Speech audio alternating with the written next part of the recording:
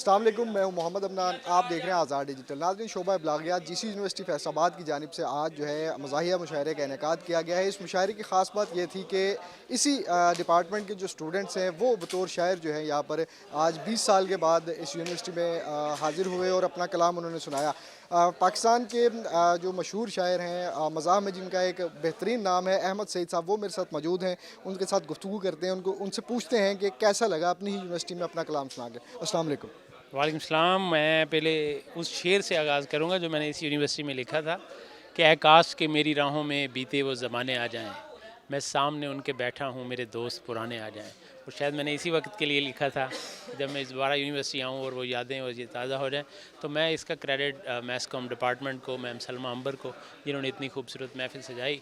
और यहाँ आज सारे एलुमिनाई बहुत सारे इकट्ठे हुए जो अपने अपने माशाल्लाह बड़े बुलंद मुकाम पर हैं। कोई मीडिया में हैं, कुछ शायर हैं, कोई अदीब हैं, कोई प्रोफेसर्स हैं। तो उन सब से मुलाकात हुई और एक खूबसूरत ख़ास तौर पे जो नौजवानों का जोश व खरोश था। ज़ाहिर बात है मैस कॉम फील्ड ही ऐसी है जिसमें स्टूडेंट ऑब्ज़र्व करते हैं। और तो उन्होंने वो मुशायरे को भी उसी अंदाज से सुना और मज़ा आया मुझे अपने इंस्टीट्यूट में आके। मैं यहाँ 2001 में आया था और 2009 में मैं यहाँ से फ़ारुक़ तहसील हुआ। तो ये फीलिंग्स बताई तो नहीं जा सकती, आप खुद समझते हैं। तो बस ये कह सकते हैं कि मेरा आगाज़ भी यहाँ से था। जो मैं फ़र्स्ट डे आया था तो इसी हॉल में मैंने स्पीचेस थी, तकारीर थी, जिसकी वजह से मैं सेलेक्ट हुआ था। गवर्नमेंट कॉलेज का जो है मेरिट बहुत ज़्यादा हाई होता था, तो मेरे उतने नंबर नहीं थे। तो 2 लड़के सेलेक्ट करने थे कोई 50-60 लड़कों में, तो उसमें एक मैं था जो तकारीर में सेलेक्ट हुआ था। और फिर यहाँ से शायरी और लिखने का आगाज़ शुरू हुआ। वो इंग्लिश के ताने देती रही, खुद वो उर्दू में हो गई है फेल। मुझको इंग्लिश के ताने देती रही, खुद वो उर्दू में हो गई है फेल। वो बार बार सलाह ला रहे हैं कि मेरे साथ ऐसे ही है। मुझसे खाने भी खाई जाती है और आंखें दिखाई जाती है। मैं जिसे मोर नहीं बुलाता हूं, मुझको उल्लू बनाई जाती है। मैं जिसे मोर नहीं बुलाता हूं, मुझको उल्लू बनाई जाती है। हम हुए तुम हुए कि मीर हुए।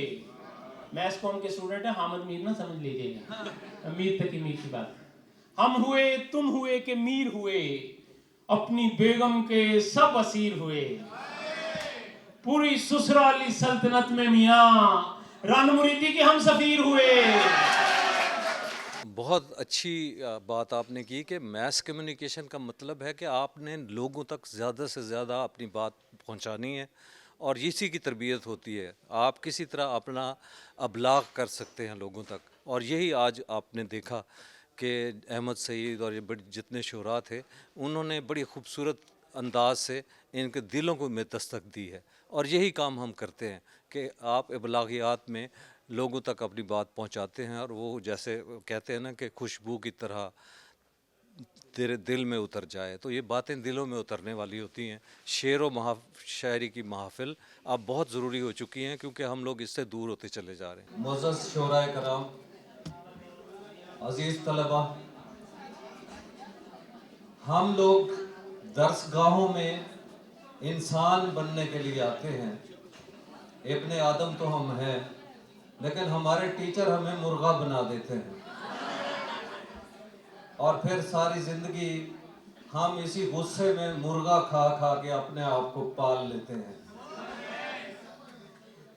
ये अभी साजिद मलिक साहब फरमा रहे थे कि मैं सैयद ज़ादा हूँ, शाह हैं हम लोग, तो इस पे मैंने वो शेर लिखा था कि तुम हो शी और मैं हूँ शाह,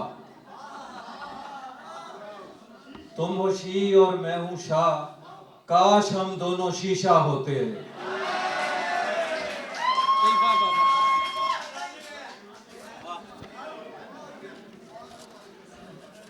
और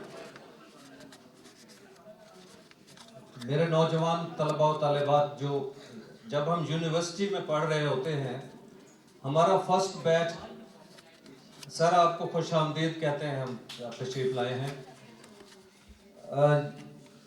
यूनिवर्सिटी की जब तालीम के दौरान आपके अंदर शायरी कुछ ज़्यादा ही वारिद होती है, और उस पर آپ کے جذبات کچھ اس طرح کے ہوتے ہیں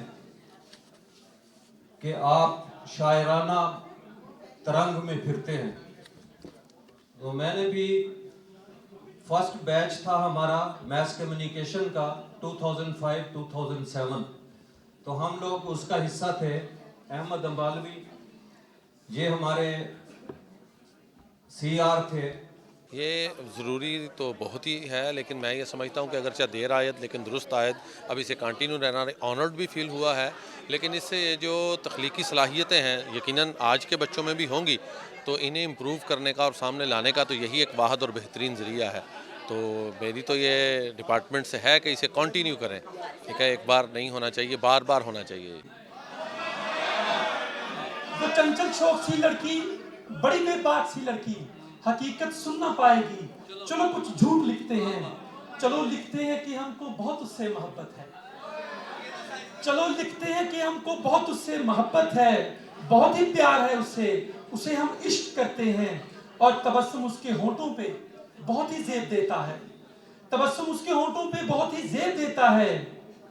تبسم اس کے ہونٹوں پہ بہت ہی زیب دیتا ہے کہ جیسے پھول پہ شبنم بہت مانوس لگتی ہے. وہ بولے تو یوں لگتا ہے ہوائیں رقص کرتی ہیں. وہ بولے تو یوں لگتا ہے ہوائیں رقص کرتی ہیں. بڑا دلکش سا لگتا ہے بیان گفتگو اس کا. ذرا ٹھہرو اچانک غیب سے مجھ کو صدا آئی. ذرا ٹھہرو، یہ کیسا شور برپا ہے. یہ کس کی ذات کو اتنا بڑھا کر لکھ رہے ہو تم. حقیقت میں وہ کیسی ہے بتاؤ سچ سبھی کو تم. یہ کیسا شور برپا ہے، یہ کس کی ذات کو اتنا بڑھا کر لکھ رہے ہو تم. حقیقت میں وہ کیسی ہے بتاؤ سچ سبھی کو تم. وہ کتنی نک چڑی سی ہے، وہ کتنی نک چڑی سی ہے. لکھو یہ بھی کہ اس کو بات تک کرنے نہیں آتی. لڑائی بے وجہ لیتی ہے وہ سارے ہی لوگوں سے. نہیں اس کو ذرا سا بھی سلیقہ بات کرنے کا، نہ چلنے کا سلیقہ ہے. نہ کوئی حور جیسی ہے، نہ کوئی وہ پری جیسی.